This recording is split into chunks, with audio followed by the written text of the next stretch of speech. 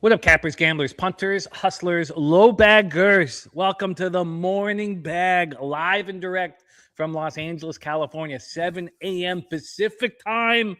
Nice to be back in business with all of you guys. Stacks play today, 1 and 2 in Twins Cubs over 10.5 from Justin McKelvey, as well as Jose Altuve over 1.5 hits, runs, and RBIs here. We have the Nuke Worker Gamma Ray play today, BC Lions plus 125 on the money line. Nuke, I think you should put a little bit of action on the BC Lions to win the Grey Cup at plus 750. It's an enormous number. It was plus 350 to start the year. We benefited off that losing streak to start the season. If you think they're going to beat the Elks, that number will drop in half after beating the Elks here. Colin Gregory in the house. Geo Bed ready to get to work. Says it's going to be a great Friday. Sports Spectator says time to cook. And shout out to Swiggy on the ones and twos. It's been tricky here. 365, I can't log in, and they won't let me look at odds. They shut me out. As soon as I look at one page, they say that that gambling has been suspended. So being very tricky trying to get my first threes in. I got one first three in last night. They let me look at one, and then they shut me out. I got one first three, a picture of it this morning. I'm going to need a couple more, so I will be sending a text message out to a couple friends to see if they can send me the pictures so I can send them into my local. Tat Cliff, ready to get to work. Philly Eagle Flyer in the house. Thank you guys so much for joining us. Let's get right to work right now. Let's move. We got a big, beautiful MLB card. We start with the double dip at Fenway Park in Boston, Massachusetts. Double dip. 40 Kid in the house is ready to attack the first big card in a while. And Luis Antonio Chavez ready to attack the card. Fenway Park. Let's get this bigger here over on computer 2. Plus 6% runs, minus 8% homers, plus 20% doubles and triples, and plus 4% singles. Let's roll here. I had thought that I would move on Jake Bennett first 5. The books are just not making it easy for me. And I'm not saying that I'm against it, but they're not making it easy for me. Justin McKelvey on the under 8.5 in this one. And Philly Eagle Flyer on 11 different games to be tied after 2 innings. That's very exciting. 4-6-2 for life, ready to get to work. Yeah, Nuke, I just plus 750. Unless Nathan Rourke gets hurt, we're never going to see a number like that. I moved on it last night. So let's roll. Again, let me say once more that I had expected after last night's show to move on Jake Bennett, but we've seen first 5 because I wanted to take advantage of what the Red Sox are doing versus righties. 250, 28, 28 OPS compared to what the Rays are doing versus lefties, just 233, 675 OPS. Geo Bed has no runs in the first inning. I can understand that. Let's talk about, and there you can see, I mean, that's from the graphics, that's the biggest advantage that I see. Now, you have Rays left-handed pitching, high batting average, but I have them as a struggle the last 30 days. Now, that is the 12th to the 12th. A struggle, 233, 675 compared to the Red Sox versus righties. Bullpen advantage I see as a draw. So I like Jake Bennett. The problem is Griffin Jack's 3.47 ERA, 5.30 expected ERA. Still got that 1.23 whip. I'm hesitant to fade Griffin Jacks. If we look at the last couple starts he's had, July 11th at home versus the Mariners, July 6th at home versus the Yankees, he was pretty dominant until that 5th inning. Is he a little more vulnerable on the road? That's a question that we can ask. And here, of course, looking at the statistical profile, he is not more vulnerable on the road. Jake Bennett, 4-3, 2.64 ERA. He's got a 2.94 expected ERA, 0.94 whip. He was great in AAA Worcester. He's a great young pitcher, second-round pick in the 2022 draft by the Nationals out of the University of Oklahoma. This guy's got it. He's got it, and it wouldn't surprise me if he was able to slow down this potent Rays offense. Let's take a look at the line history here. We've had very little movement, sitting here at a minus 123. It's interesting that Pinnacle, when I woke up this morning, was and now it's minus 117. So Pinnacle has moved this towards the Rays. When you look at the price difference for the Red Sox full game of first 5, it's minus 117, minus 117, which means that the Rays are plus 108 full game. First 5 just plus 102. It's really not enough for me to move on. I'm trying to keep the volume down here. as we begin the second half of the season, and it's just not enough for me. Why don't we take a quick look at the cash flow and then move on? I will not be moving on game one, although I had thought that it was very likely possibility for me to be backing Bennett and the Boston Red Sox first five. We have here 62% of the tickets on Boston, 51% of the cash, 51% of the tickets on the over, 61% of the cash on the over. I'm looking at nines at FanDuel and DraftKings. We have a juiced over 8.5. And I'm going to have to let this one go. I can understand why you guys are trying to get under the 8.5. Wow. Is that right? Do I see? Sorry, let me move over this. Oh, no, sorry. Those are juiced over 8s. My bad. I don't know why I said 9.5. It's funny that FanDuel would offer you a 9 plus money to the over while we see a bunch of 8s. I mean, that's a big move to the under. I can see why you guys would be excited. We were dealing with an 8.5 last night. So to see it move down to a flat 8 should appeal to those of you that got the 8.5. And I'm off. I'm off this one. Philly Eagle Flyers on game one, tied after 2 innings. And Tat to Cliff says, my wife loves when I'm watching. Can you give her a shout out? Shout out to my Skittle love. Yes. Hey, couples that cap together, stay together. Shout out to Skittle love. A new quicker that plus 75 is good money. Freebands play of the day is in. It is the St. Louis Cardinals. It is McGreevy pitching. We did have Palante listed yesterday. McGreevy is now pitching. I have set up the statistical profile for McGreevy for us to cap. Game one, I'm not in. I'm not on. Let's talk about game 2 of the double dip. If I've left money on the table and the Boston Red Sox take care of business, I'm interested in Mason Englert, the 26-year-old. He's had 13 appearances in Major League Baseball this year, 2 starts, 3.82 ERA, 1.37 whip. I liken him to Griffin Jacks. In AAA Durham, 1.29 whip. Now, he did allow 8 home runs over 33 and a third, but I don't put too much into that. Englert's been around for a while. This guy he's only 26, but he was drafted in 2018 out of Forney High School in Texas. Now, we expect the Eduardo Rivera, Brian Bayo spot on game 2 of the double dip, which is vulnerable. Although we like Eduardo Rivera, the lefty, he won't be in there for long. He's been very good in AAA Worcester, 2.84 ERA, 1.2 on whip. We expect Bayo to be the primary, but I don't know if we have that even confirmed. So let's just quickly go over to a RotoWire and see if they've got a Bayo as the primary. What's Bayo going to do in that second half? It's sure a terrible, terrible first half for him. We've got no information there. We'll see what happens in game 1. Dougie White says the main thing that kept me off the Rays was that they are on the road. And, of course, 21-23 on the road. Phenomenal home team. Now, you could say the opposite about the Red Sox. You'd like to fade them at home. Just 17-27 at Fenway. There's Turnbuckle Tommy in the house. Let's roll on. Next spot on the board is my first action. LA Dodgers 61-36, 30-17 on the road at the New York Yankees 54-42, 23-20 at home. We are in the Bronx, baby. The Bronx. -7% runs, +4% homers, -19% doubles and triples, and -5% singles. We have Roki Sasaki, 16 starts this year for Roki Sasaki, just 4 quality starts. He's not had a very good season. 3-5, 5.33 ERA, 1.36 whip. We got Robert Franklin on the Yankees money line. Let's talk about our guy Roki here. We last saw him July 8th, and it was a quality start at home versus the Rockies. 6 innings, 3 earned runs, 5 Ks, 1 walk. Not bad. Thursday, July 2nd, he only went 3 innings and he allowed 6 earned runs and 3 jacks. It was a win, but it wasn't thanks to him at home versus the Padres.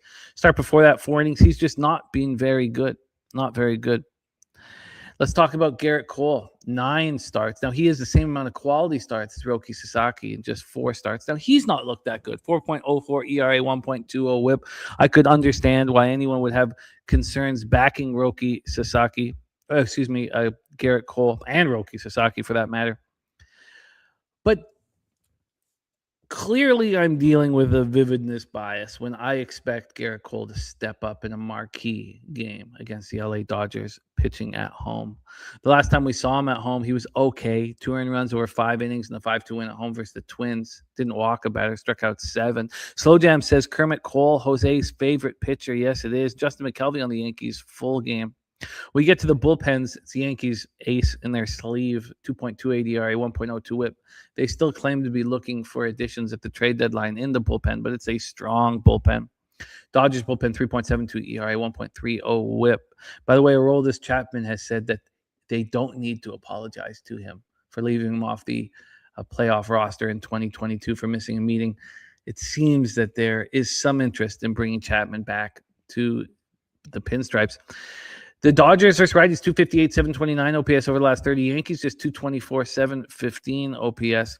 As you can see, the Dodgers had a little dip 10 games ago, as did the Yankees, who've been struggling, without Big 99 in the lineup. Flank stake play today is the Yankees. Let's get that copied and pasted from Nine Legacy. Please put your plays of the day in the chat so we can discuss them at the end of the show.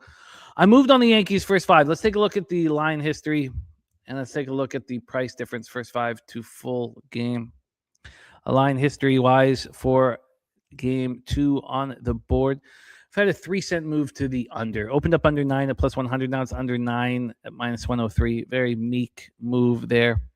And then money line, we've had a 5-cent move towards the Yankees. They opened up at plus 100. They're now minus 105. When we were capping this game last night, they were plus 101. So we've had a slight move towards the Yankees. And let's talk about the price difference here and the cash flow. First, we'll do the price difference. First five to full game. Yankees here at penny are minus 101. And first five, they're minus 114. Really nothing has changed over at penny here. The Sharpie says books are ignoring the Yankees' 27% K rate when setting Rockies K prop. They're ignoring it, which tells me to run and let it go. Slow Jam says, did you bet any second half futures? I do not have a single MLB future. Not one. You guys know I've been trying to cut down my futures. I think that the EV is very questionable. We all know that on them. So I have none. 0 MLB futures, Slow Jams. So let's take a quick look at the cash flow, and then we'll move on to game 2 here. Cash flow, 68% of the tickets, 67% of the cash is on the Los Angeles Dodgers, 52% of tickets on the under, and 81% of cash is on the over here at this point here. And we have some, maybe I need to refresh this as well. So we have some differencing of opinions from the graphics there, but I've just refreshed mine. All right, so there we go. Yankees first five. That's how I get my card started. Yankees first five. I got the minus 112 at Bet Online last night. Curious to see what Bet Online is right now, but we should just move on. Yankees first five. Cole over Sasaki. Cole stepping up in a high-profile situation. Now, Sharpie talked about how it's a very high-profile situation for Sasaki and that all eyes in Japan will be on this massive baseball game. Let's roll on to our next spot here on the board. That is Pirates, Cleveland Guardians, Progressive Field in Cleveland, Ohio. Start with the weather here. Plus 2% runs, minus 3% homers, plus 5% doubles and triples, minus 2% singles. There was a lot of talk in the chat about moving on the first 300, 2.5, minus 135. That was one that I was able to take a picture of before I got shut out of Bet365. And after some time sitting with you guys, now this really was brought to the chat. I mean, Elio, our guy Topset, was talking about his interest in the first 300, 2.5. I wanted it to be right at this price range. It was minus 135 at 365. It was minus 156 at FanDuel, which was a very, very expensive price. And those expensive prices do appeal to me. Jared Jones, 1-1, 4.37 ERA, 1.14 whips, got a 3.61 expected ERA. Of course, he dealt with the UCL surgery last May, looked great in 5 rehab starts, and then didn't look good as his season got underway late May. Shout out to the Godfather in the house. We have Robert Franklin on Pittsburgh money line, Dougie Wise on Pittsburgh first 5, backing Jared Jones. I don't really know exactly what to do here. Last time we saw Jared Jones was his best start of the season. Finally, doesn't allow a hit. He's perfect through 6. Sharpie talked about how that 75 pitch limit still heavily in play, even when he's perfect. Shout out to Morgan Spooner in the house. Gavin Williams, 10-4, 3.81 ERA, 1.15 whip. He's a great young pitcher, an absolutely great young pitcher. And, he is a bulldog at home, an absolute bulldog at home. Now, we saw him deal with some difficulties over the last 5 or 6 starts. It wasn't as smooth when he had the back-to-back starts against the Yankees. It wasn't great. Then he got touched up by the Brewers for 7 earned runs over 5 innings. He's come back, but it was not until that last start versus the Twins. We heard Sharpie talk about that Twins lineup that faced him. It was a very weak lineup on a travel day. He wasn't getting deep in the games. June 22nd, 5 innings and a loss at the White Sox. June 28th, 5 innings at home versus the Mariners. July 3rd, 4 2/3 in a 4-3 extra inning win at home over the White Sox. The Pirates bullpen is terrible.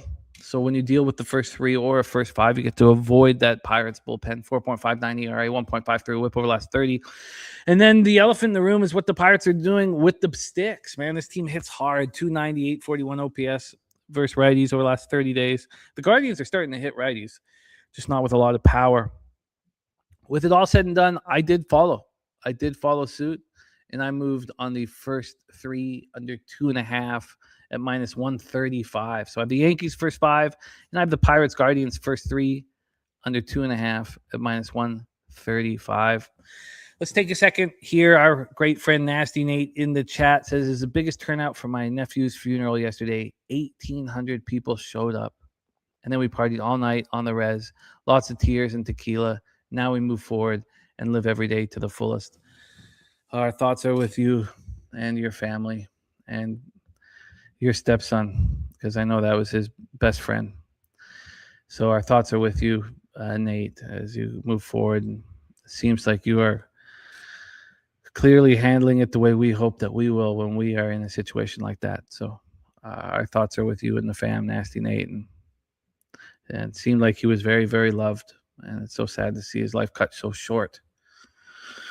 Our thoughts are with you, Nate, my man. And you can see everybody in the chat as well, thinking about you and your family through these tough times, my man. So our thoughts and love are with you guys.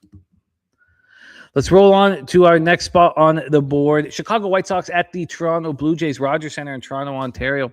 Well, we have smoke. We have smoke in Cleveland. We have smoke in Toronto. So this roof will be closed. It will be closed. There's just no chance it will be open. Roof will be closed with all of the smoke. We know that the ball just doesn't fly when the roof is closed. I had some real interest in Anthony Kay, real interest in him, and that has waned over the last 10 or 11 hours since we finished the nightly bag. 6-4, 4.23 ERA, 1.38 whip. Sherry Sean with Yokohama last year. He wasn't really trusted as the season started with the White Sox, but he's come on, and he just doesn't go deep in the games, and he's okay. I mean, the reason why I would expect him to pitch well is that we expect the roof to be closed, and we also know that the Jays aren't hitting lefties. 225, 664 OPS. It wouldn't surprise anyone if he was to have a good start. Shout out to my guy Guillermo Zertucci in the house. Spencer Miles is the one that we expect to pitch. We talked a little bit about how it was the Braden Fisher opening for Spencer Miles as a primary. For those of you who don't know, Braden Fisher's dad died when they were in San Francisco 3 weeks ago, and it was a sudden death. And Braden's handling it really well. He just wants to be with the team, wants to be with the guys. But why is he not opening here? There must be some concern about, how he's doing. It was a shock loss, and they have family and connections in Northern California. So it was just so it is Spencer Miles starting. Last time we saw him start was Tuesday, July 7th, 2 earned runs over 4 innings. He only got 1 strikeout. The White Sox are hitting righties a lot harder than the Jays are hitting lefties, and both bullpens are pitching well, especially the White Sox bullpen. We've seen this line move towards the Jays, pretty legitimate one. Opened up at minus 120, moved to 122, then to 125. Now we're sitting at minus 130. And then when we get to the total here in this one, we have this total sitting at 8.5 at a pick'em. I don't know if there is enough. Shout out to Louisville Gambler in the house. If we go to the price difference here, and we'll take a look at the cash flow as well, but let's take a look at this price difference for the White Sox. White Sox here at Penny are plus 116. First 5 plus 107. I mean, this is what we were dealing with last night. A pretty legit price difference for Anthony Kay. I guess this line has not moved in a long time, which can be appealing. Why don't we take a look at the cash flow and see if it correlates here? Here we go, cash flow in this spot. What the hell is it? Sorry, my bad. And we have 62% of the tickets on the Jays. I have just 66% of the cash. We have 75% of the cash up there. 52% of the tickets on the under, and 73% of the cash on that under. That's changed a little bit as well. Now we have 50% of the tickets on the over and 57% cash on the under. It's kind of nice looking at the numbers from last night. I think that can help us see where the cash flow is. Nothing here really. I mean, I guess I can just say, the public is on the Blue Jays. Why wouldn't they be? They're at home. They're not hitting lefties. Why wouldn't Anthony Kay look okay? Could be dealing with, some fatigue. Jermaine says Sox are better than the Jays. Well, they have a better record, but they are 9 games under 500 on the road. There's our guy, Josh Witt. Thinking of you, my friend. So, I look at maybe the fact that the line has not changed at all when we know that the public is on the Jays, it makes the White Sox first 5 more appealing. And there's my guy, Cheech Marina's in the house. The Cheech, fresh off starring at the World Series of Poker. It was so great to meet him, man. So, yeah, I could put some more asterisks back on the White Sox first 5. I'm not that high on Spencer Miles. So I could probably get there. Godfather says something to consider. I found that unders immediately following the All-Star break have been historically profitable.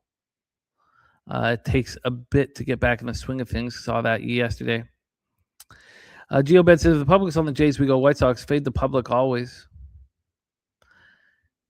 Yeah, I can get there. Now, we did have that initial move towards the Jays. Now it's been stagnant.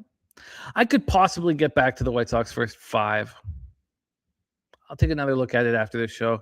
Let's roll. Texas Rangers, Atlanta Braves, Truist Park in Hotlanta, Georgia.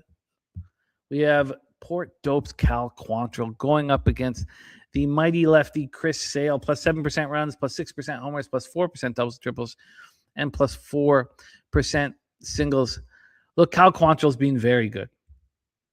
He's now stretched out. Swiggy says a rain chance. Why don't we take a look at the weather in Atlanta? So that will play a role here. We just had Chris Sale's last start where he had to leave after 3 innings due to rain. All right, let's take a look at Atlanta weather and see what has changed here. So we have the chance of showers beginning in the afternoon. Then the thunderstorms come in at 4. And then light rain at 7. I think we are in business. I don't think there should be anything to worry about here in this spot. I tell you what, I like Cal Quantrill.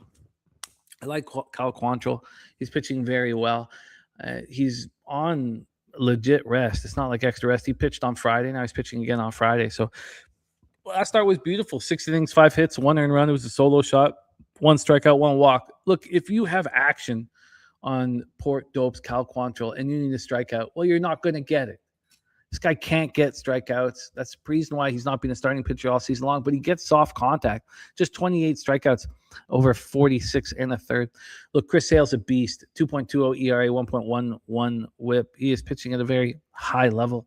He was given that 10-day break to manage his workload between June 10th and June 20th. It seemed to help him quite a bit.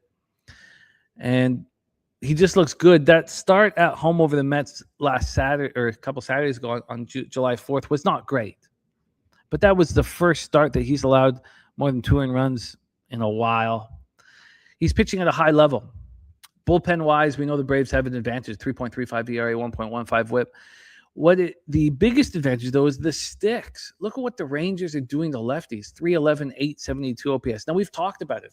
It all happened after Reed Detmers shut them down and almost no-hit them. Then they started stepping up against lefties. Reed Detmers threw 14 strikeouts against the squad in LA, and then the Rangers started raking after that. The Braves are not hitting righties. Nothing is changing there. Nothing is changing there. Sharpie says thunderstorms may have him off as well. It says they don't want me betting Sale on the spot where he is 5-1 to the over, averaging 9.3 strikeouts a game when he sees a lineup of 6 or more, bad at zone contact since 2025. His prop line says rain is involved, and it certainly can be. Certainly can be, even though I think it'll be good to go here. Shout out to TV Jones, says, "Seem we back." Great to see you, Trevor. So I want 9 outs from Quantrill. And I think that you can get it. And as I told you guys, being in LA, I can't open up or log into Bet365. They let me look at one spot, and then they lock me out from reading the lines. So I have taken the picture of the first 3 plus a half at -125. Haven't sent it in yet, but I plan to. I plan to be here on the Rangers' first 3 plus a half. Mark Sasowski said he did like the cap on Texas first 3 here. With the way the Rangers are hitting lefties, is it beyond the realm of possibilities that they could get us a run? Is it beyond the realm of possibilities that Quantrill can get us 9 outs before allowing a run? Kelly McKinnis, I'm in LA. I'm in LA, so yeah, that's why I'm locked out. I can't get into 365, which has caused some problems in my capping because I can't track and judge the first 3s. But I'm in business here. It's a simple spot for me. Let's take a look at the line history. But I just think that there's 2 possibilities. One that Quantrill shoves for 3 innings. Another that Sale gives up a run in 3 innings. This total's gone from 8.5 to 8, which implies that Quantrill can pitch well. On the money line here, we have a 5-cent move towards the Braves, -200 to -205, so nothing big there. Now, GeoBet, I'm only comfortable fading Sale for 3 innings. I wouldn't say that I'm sitting here spewing confidence. But here, when we look at the price difference, we have the -200 on the Braves. And then first 5 -211. That's come down. That's come down a few cents from last night. And then when we look at the cash flow for this spot, Braves, Rangers, we have 91% of the tickets on Atlanta, just 75% of the cash, 68% of tickets on the under, 64% cash on the over, and yet it's gone up. So now we're in business, Swiggy. We got same numbers now. Okay, so let's roll on. There's our guy Cheech in the house, man. Love to see it. It's great meeting him. Rangers first 3 plus a half. I haven't sent it in yet, so it's not a part of the action that's below. But I will be sending it in. I just wanted to add a couple more spots. So I'm going to be reaching out to friends to send me pictures of first 3 lines so I can send them to my local. Let's roll on. 7:40 p.m. Eastern. I've moved on this game. Marlins, Brewers, American Family Field, Milwaukee, Wisconsin. Now, I had some concerns because this felt a little too easy to get to. I'm on the Marlins first 5 plus a half. I got the Marlins first 5 plus a half at -116. I tried to explain why the line was the way it is because Alcantara's been very good this year. 20 starts, 14 of them being quality starts. 3.99 ERA, 1.22 whip. We got Robert Franklin on the Brewers. We only had the Brewers run line action from Cappers in the chat last night. Nobody seemed to find the Marlins first 5 plus a half as appealing as I have. Swiggy says Henderson has a first 5 advantage of 10 cents. Wouldn't mind taking a closer look at that. This is one I could explain with X's and O's, and I'm pretty comfortable with all of it. Here we have the Brewers at -143 full game, and then first 5 -144. So I only have the 1 cent difference, which is great at Pinnacle. That makes Alcantara more appealing.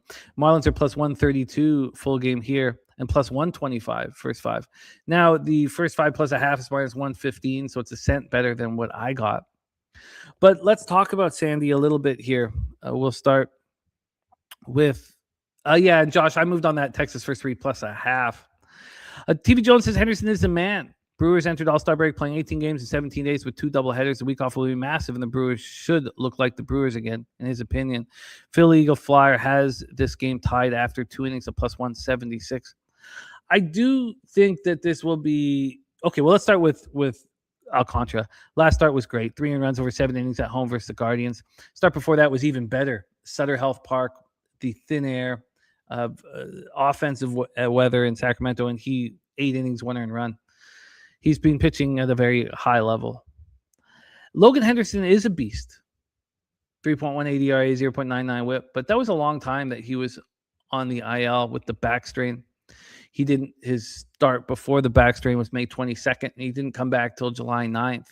He didn't look very good in that start at San Francisco. And you guys know that I love the mental aspects of all this. I think it's very difficult for a pitcher who comes up and shoves to start his career and then goes on the IL for 5 or 6 weeks and comes back and expects everything just to roll the way it did in the beginning. I do. And the Marlins are hitting 281, 841 OPS versus righties. It's a wash in the bullpen, even though we know the Brewers bullpen is better. But it's been a wash over the last 30 days. And look at this Marlins numbers versus righties. I mean, very, very high level. 301 last 10 games, 296 last 5 games, 281, 841 OPS. It's impressive. Now, the Brewers are such a professional outfit. They don't have weak spots. They're going to be trouble come playoff time. But I'm pretty comfortable with the spot here. Let's take a look at the cash flow for the Brewers Marlins. I found this was pretty easy to get to because of my questioning whether Logan Henderson will be the ace that we saw him look like in the beginning of the year. We have 85% of the tickets and 91% of the cash on Milwaukee. 62% of the tickets and 90% of cash on the over. Yeah, Godfather, I'll reach out. I can reach out here. I really just need 365 because I'm sending him into my local. So I've only opened up when I was in Mexico. I sent him the Bet Online pictures, but again, they don't have first threes. So, but I'll be in touch with you, Godfather. I'll jump on Discord after the show. So I found this pretty easy to get to. Marlins first 5 plus a half at -116. Let's roll on to our next spot on the board here. We had Robert Cherry in our chat last night. He is on Brewers on game 1 on the money line. He's also on the Minnesota Twins first 5 plus a half. That's our next spot here. Twinkies, Cubs. This first 5 wasn't available to me. Just wasn't available to me. Let's talk about Wrigley Field plus 7% runs, plus 24% homers, minus 4% doubles and triples, and minus 5% singles. We have Bailey Ober pitching. It's a young man who's not that young anymore. That's cost me a lot of money. 4.40 ERA, 1.19 whip. He went on the IL with a right flexor strain on May 30th, and he looked very good coming out of IL. His best performance this year back on May 12th, shutout versus the Marlins, was a sign that he's starting to pitch better. Then he went on the IL a little while after that. We've only seen him with 1 start since being on the IL July 9th, 5 innings, 1 earned run, solo shot, 5 Ks, 1 walk, and a 5-2 loss. Going up against Colin Ray. And Swiggy says smoke. Yeah, I imagine that smoke will be an issue here, as it will be in a lot of these cities in central to northeast. Colin Ray, 7-5, 4.75 ERA, 1.45 whip. He's looked quite a bit better of late. In saying that, I still think he could be susceptible here. His last start, 3 earned runs, over 5 1/3, and the 9-7 win at the Orioles. Start before that, 2 earned runs, over 5 at home over the Padres. He's allowed 6 earned runs over his last 4 starts, which is a really good stretch for him. The 2 starts before that, June 9th, in the thin air, Colorado, and June 14th at Oracle in San Francisco. He only pitched 9 1/3, and he allowed 15 hits and 11 earned runs with 3 homers, and he only struck out 4 while walking 6. So he's pitching much, much better. We have the Stacks play of the day number 1 in this one. It is the over 10.5 for our guy Justin McKelvey. Stacks play of the day is in. Stacks.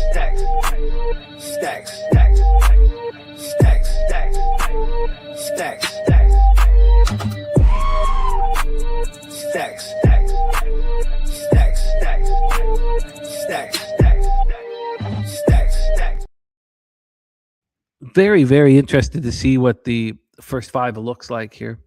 On this money line, we've seen a 10-cent move towards the Chicago Cubs from -133 to -143. I think that's pretty legitimate. This line came out around 6 p.m. last night. We didn't see movement until 12 hours later, just before 7 a.m. We saw the 8-cent move there, and we've seen 2 more cents of movement about 30 minutes ago. Let's take a look at the total here for this one. From a total side of things, we have a 10.5 and juice to the over pretty heavily. This opened up at a 10. Now we have a 10.5. Let's get to the price difference, the all-important price difference here. But let's talk a few more things. We have the right-handed sticks and what these teams are doing. Both teams are hitting hard, but no one's really hitting as hard as the Twins right now. 288, 856 OPS over the last 30 days, and both bullpens are very weak. Even if the starters do okay, you could expect runs to be scored on the back end of the bullpens here. I want to know the price difference. That's what I want to know. So let's go over to Penny right now and find out that price difference.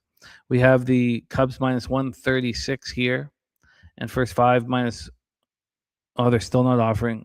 Oh no, sorry, I pressed the wrong thing. They are. So sorry. Let's do this again. Minus 136. First 5 minus 144. Put that into perspective. The Twins are plus 126 full game. First 5 plus 125.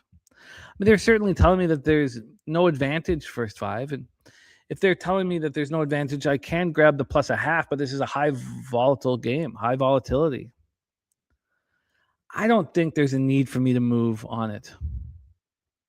I'm not going to add asterisks to it right now. Robert Franklin liking that over 10.5. Let's roll on. I'm not moving on the Cubbies game this afternoon. With the Baltimore Orioles, Houston Astros, Daikin Park in Houston, Texas. A very, very interesting spot here. We have Dean Kramer on the hill. I thought it might be Kyle Bradish, but it is Dean Kramer. Dean Kramer, 4.09 ERA. He's got a 1 whip. He's looked very good through 22 innings. He's a funny pitcher. He's a funny pitcher. I don't, Jake, but some of them I do, and I'm reading one of them now. And that is the Kahneman book, Thinking Fast and Slow. Jake Burns ready to make some cash, but let's talk about Kramer. What an interesting statistical profile. The guy is not getting hit often, but when he gets hit, he gets barreled. I mean, 9 home runs. It's such a massive number that it makes me think I need to double check it. You know, I mean, could he really have allowed 9 home runs in 22 innings? And he has. The guy's got a 1 whip. He's only walked 4 batters. It's 24 Ks to 4 walks. And still, you keep going back to this 9 home runs he's allowed. He didn't make the Orioles out of spring training. He lost that spot to Savali. You know, this is what, I mean, his whip is lower than usual, but 4.14 ERA, 1.26 whip over the last 3 years. He finally got called up mid-April. Wasn't that long. Beautiful, Godfather. Thank you, my man. Monday, April 13th and Saturday, April 18th. He had a couple starts. Second one was a quality start. And then he was shelved with a right quad strain. Had his rehab starts at Norfolk. And then we saw him July 1st and July 8th. July 1st was a thing of beauty at home versus the White Sox. And then July 8th was at home versus the Cubs. This is what I couldn't get past. And if the market doesn't really let me move on this game, this guy, Dean Kramer, whom I like, and if you use the eye test, he's a very good pitcher. He's not had a road start since April 18th. He's not pitched on the road since April 18th. Let's talk about Peter Lambert. 15 starts this year. 6 of them are quality, which doesn't really tell his story because he's been very good. 3.34 ERA, 1.12 whip. We've talked about the 4 miles of velocity that have been added to him. Shout out to Light Cheese and Lex Steele in the house. Last 2 starts, he's been excellent. Stacks play the day number 2 is in this game. It's Jose Altuve, 2+ hits, runs, and RBIs at minus 110. Last 2 starts for Lambert has been very good. We just saw him on Saturday, July 11th. I could understand why anybody would believe in Lambert. These 2 bullpens are pitching at a high level. Orioles bullpen last 30 days, 3.13 ERA, 1.10 whip, while the Astros bullpen 3.04 ERA, 1.16 whip. And then when it comes to the sticks, the Astros are hitting quite a bit harder than the Orioles. Let's get into the line history here for this Kramer-Lambert start. This total has not moved, sitting here at juice to the over 8.5 at minus 120. No movement. And then on the money line, we have an 8-cent move towards the Astros. Now, the thing we talked about last night was why was Kramer sitting here at a pick'em? The Orioles are 8 games under 500 on the road. The Astros have been taking steps forward. Shout out to Old E in the house. So why? That had me interested in the Orioles. Also had me interested in the under 8.5. Sharpie says this game makes no sense. As metrics say, Lambert has a day, but all the money's on the other side, and it's not moving enough. Let's talk about the line history and the cash flow. So we've had this 8-cent move towards the Astros. We've had no movement on the total. And I don't care. This is what I was talking about with Big Drip James last night. He saw a ton of value on the Astros at this price. And I just kept saying, why are they at this price? We've had 4 cents of movement towards the Astros at Pinnacle. They're now minus 110. They're minus 106. And then when we get to the first half, they're minus 116. So the Orioles are plus 102 full game. And first 5, they're plus 102. That is confusing to me. The books are telling us that Kramer is going to have a nice start. Let's take a look at the cash flow then. Cash flow wise, we have 63% of the tickets on Houston, 57% of cash on the Orioles, 65% of tickets on the over, and 92% of cash on the over. And there's Wine Time Sports in the house. What up, Wine Time? So for me, I think I just got to wipe my hands clean of this game. I mean, I could get into a first 3 under, but I have some trepidation with Kramer's first road start in a long time. As a gambler, I want to be involved in the game, but let's just look at this total. So we have a total at 8.5, heavily juiced to the over at Pinnacle, minus 116 to the over, plus 103 to the under. And then first half, the over 4.5 is minus 122. If you want to under 4.5, it's plus 107. Look, the market is saying, Sharpie saying this is screaming under. I would think so with Kramer versus Lambert, but the market is certainly not helping us here. Sharpie says 90% of money on the over. Yeah, 92% of cash on the over. And this is a high total. I mean, imagine the 4.5 at minus 122. I mean, you can get a first 5 under 5 at a decent price at minus 121. I guess with just 63% of the tickets, is that right? Let me just go over this again. With just 65% of the tickets, now 65 and 87%. Look, this just doesn't work for me. This is too juiced to the over. It's too easy to bet the under. You're getting plus money on the under 8.5, getting plus money on the first 5 under. It's too welcoming here. And they're really respecting Kramer, who hasn't had a road start in a long time. I'm going to have to stay off of this game. I'm trying to keep my volume down as we begin the second half of the season. Look, my volume will be heavy in 2 weeks, but right now I'm going to be off of this one. Let's roll on. 8:10 p.m. Eastern, Padres Royals. Here's another game that I wanted to make a move on, and I just felt like the market wouldn't allow me to. And shout out to DC Capper joining us here. We have a very, very interesting pitching matchup with a couple of bets on the hill, Michael King and Seth Lugo. And we are at Kauffman Stadium in Kansas City, Missouri, where we have plus 11% runs, plus 29% homers, plus 4% doubles and triples, and minus 1% singles. The way I see Michael King is that he's an older pitcher that deals with arm fatigue. And at times he can be very, very good. He was very, very good to start the year. And then he had a hiccup late May 24th, 4 earned runs over 3 2/3. May 30th, 5 earned runs over 6. June 5th, 4 earned runs over 6. And then he kind of gathered himself up for the last 6 starts before the All-Star break. And he looked very good the last 2 starts, both quality starts. July 3rd was very good. 6 innings, 2 earned runs, 5 Ks, 2 walks, and a 4-3 loss at the Dodgers. But a quality start. Chavez Ravine is not easy. And then at home versus the Diamondbacks, 1 earned run over 6 innings. So a couple nice starts for King. And he has not started now in 9 days. 9 days rest.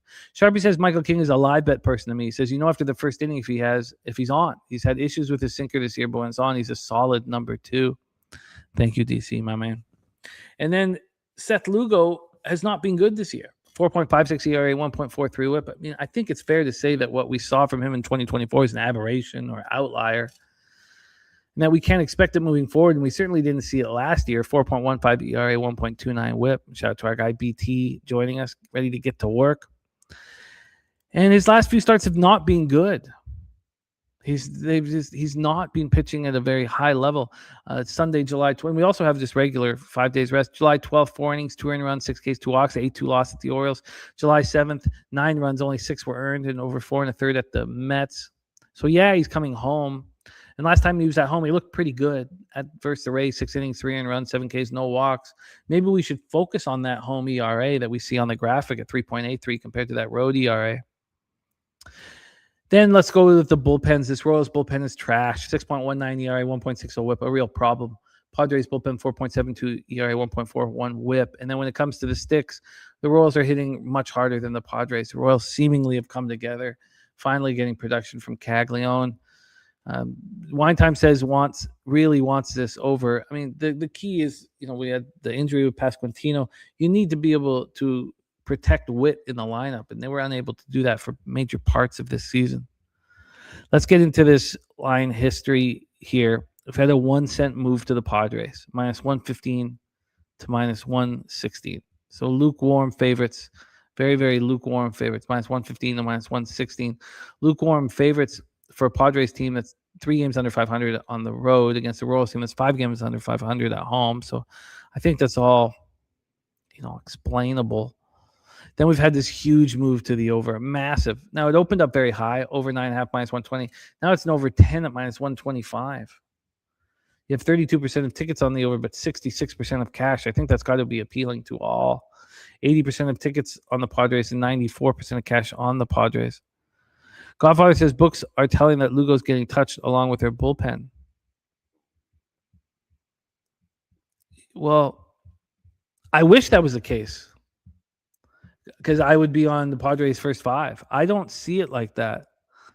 I wish that was the case. Let's take a look at the price difference, and maybe I'm missing something. Padres are -118 full game. First 5, they're -112, which means the Orioles are +109 full game. First 5, they're -102. That does not tell me that Lugo gets touched. That tells me that Lugo, who I think is going to get touched from the statistical profile, is actually going to pitch quite well.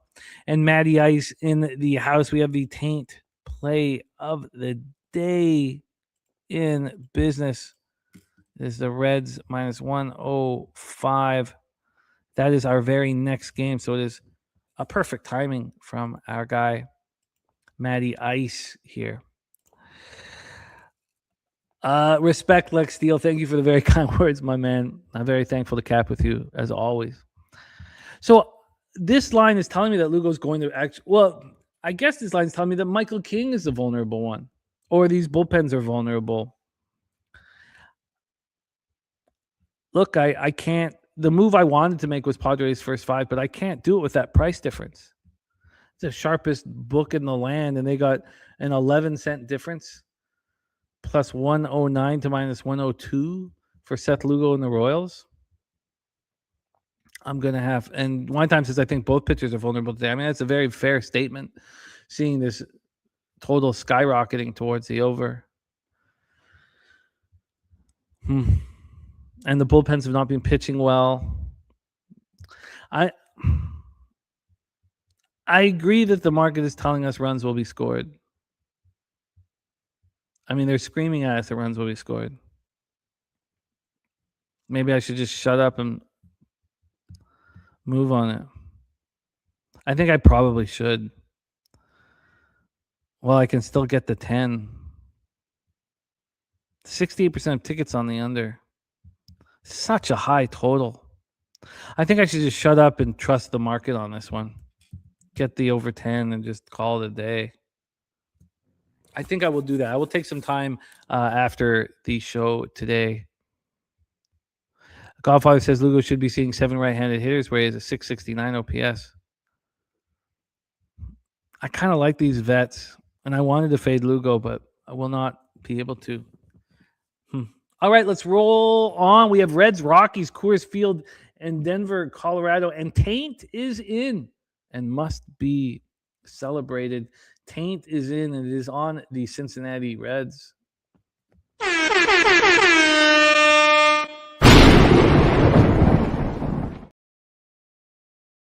Taint play of the day is the Reds money line at -105.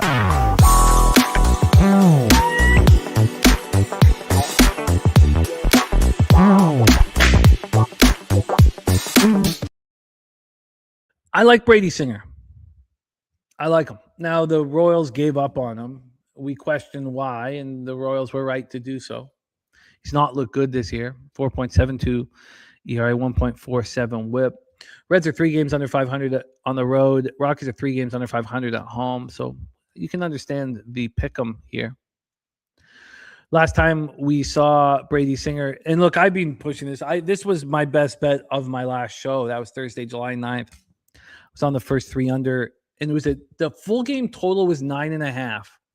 I took a first 3 under 2.5 at +105, which I rarely do. It was too expensive for the 3, but both pitchers were phenomenal. Brady Singer, 7 1/3, 1 earned run, 5 Ks, 1 walk, and a 1-0 loss. Home versus the Phillies. The Reds have not scored him a run in his last 2 starts.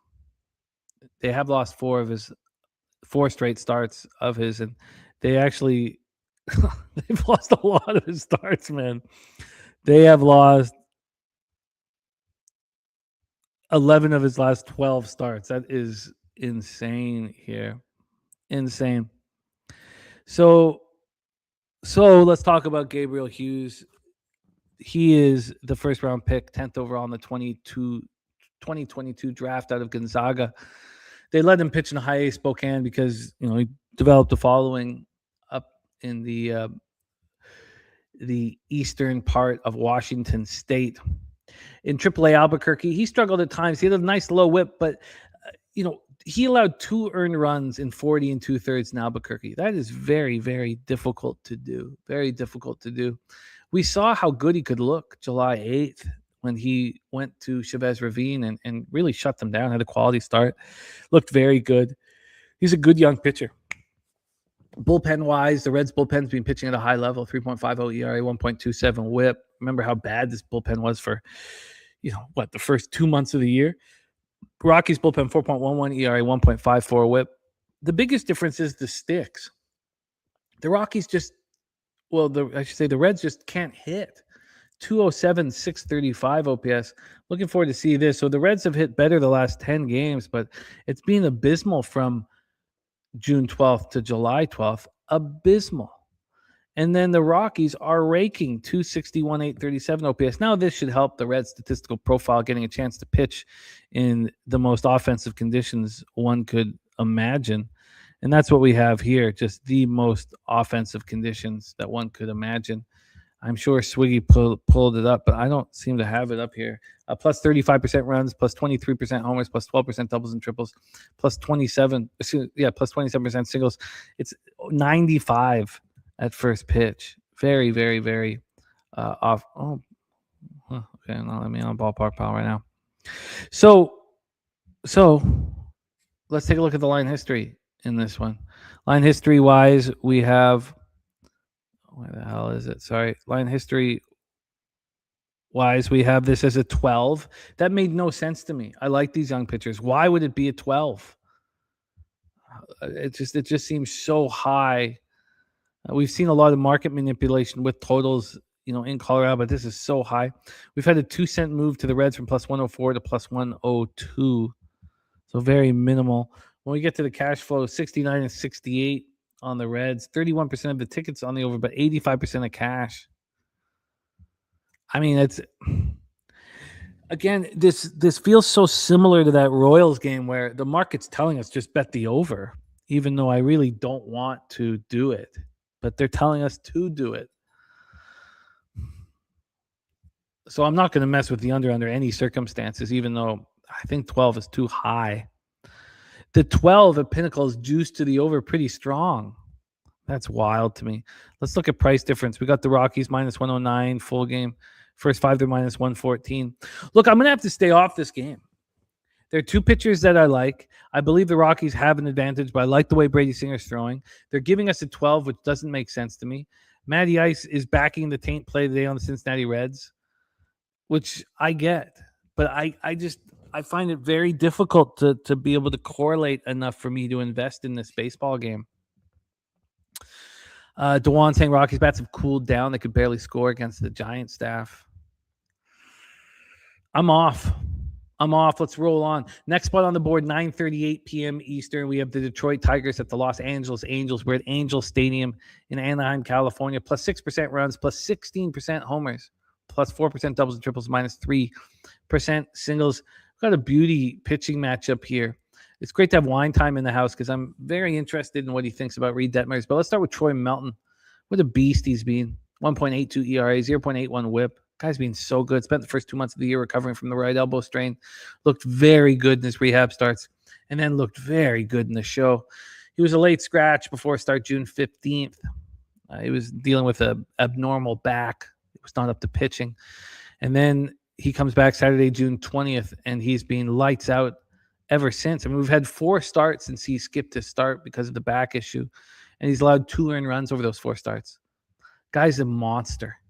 And then we have Reed Detmers. You know, it surprised me when I saw that he only had 7 quality starts out of 19 because we've seen him pitch phenomenally well.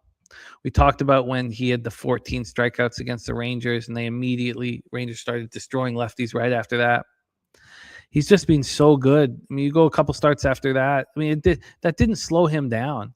The next 2 starts, 11 combined innings, 3 earned runs. Start after that, he goes June 10th against the Astros at home again, and he allows 1 hit, solo shot, strikes out 9, doesn't walk a batter over 7 innings.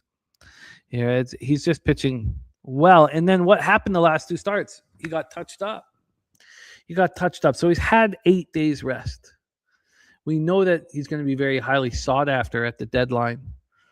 Let's get to the bullpens. Tigers bullpen pitching very well. 3.10 ERA, 1.14 whip. Clearly, they have a chance to win the AL Central because of the weakness of the division. The Angels bullpen has been quite a bit better of late as well. Over the last 30 days, 4.05 ERA, 1.25 whip. And then with the sticks, the Tigers are hitting 277, 755 versus lefties. Angels 255, 704 versus righties. Not a lot of power, but are starting to hit a little better. So if I was at home, I'd already be on the first 3 under. I just can't pull it up. I'll try again after the show because I was able to pull up that Rangers first 3+1/2 before they locked me out. Very, very frustrating. We've had an 8-cent move towards the Detroit Tigers from -105 to -113. Then when we get to the total here for this spot, we have an 8. So this one opened up 8.5, juice to the under. Now it's an 8, juice to the over. There's still some 8.5s on the board. I'd like to look at the price difference before we get into the cash flow. The price difference here for this one, we have the Angels plus 101 full game. First 5 -107. So the Tigers are -109 full game. First 5 -107. I mean, this all tells me that Detmers is going to shove. I want the first 3 under. And as soon as I can send it in, I will. And if I could have sent it in already, I would have. Let's take a look at the cash flow. 85% of the tickets on the Tigers and 93% of the cash.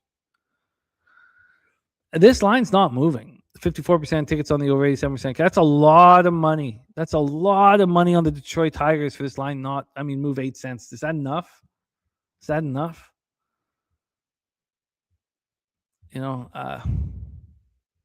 I just want the first 3 under, which is what I will bet as soon as I can, hoping it's not too expensive.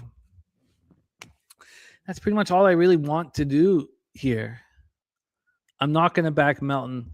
We've had 2 bad starts from Reed Detmers back-to-back, but he's clearly being respected by the books.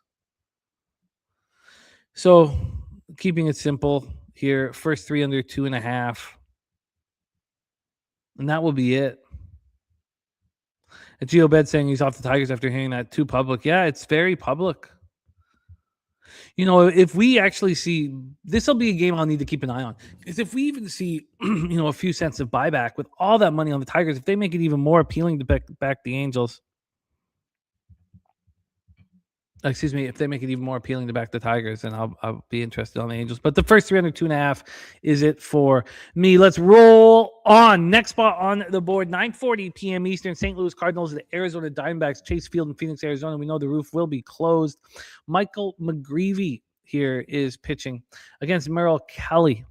Let's start with McGreevy. We weren't sure if he was going to be on the hill. We had Palante listed for some time.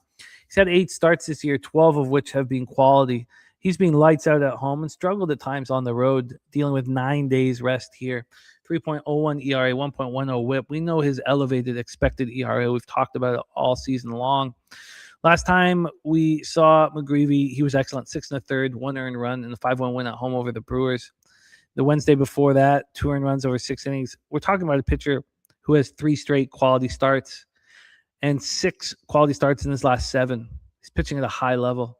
Merrill Kelly on the other side, 16 starts, 7 quality, 5.38 ERA, 1.51 whip. He got off to a rough start this year. We know he missed the first few weeks with the back injury, and he looked unsettled. He's looked unsettled all year until these last couple starts. He's looked a little better. Saturday, July 4th, he allowed just 2 earned runs over 5 innings and a 4-3 win at home versus the Brewers. Then the start after that, the one right before the All-Star break, Thursday, July 9th, he was excellent. 1 earned run over 7 innings using the thin air of San Diego. Is he going to be able to follow this up? Look how bad his home numbers are compared to his away numbers, but he's dealing with 8 days rest. We're talking about a Cards team that can't hit righties. We'll go into the bullpens first, though. Diamondbacks bullpen's being good again. 3.52 ERA, 1.10 whip. While this Cards bullpen, 4.69 ERA, 1.43 whip. Now, they've been better over the last 5 games, but they looked as if they were going to be slipping near the end of June. When we get to the sticks, these teams don't hit righties hard at all. Cards versus righties, 233, 680 OPS. Diamondbacks, 220, 663 OPS. These teams both struggle versus righties. Let's get into the line history for this one. We have a 3-cent move to the Cards from -107 to -110. 3 cents, that's it. Now this line just came out, but that's a pretty small move here. But it's a move. And then from a total standpoint, we have this 9 -115 to the over. We've seen no movement there.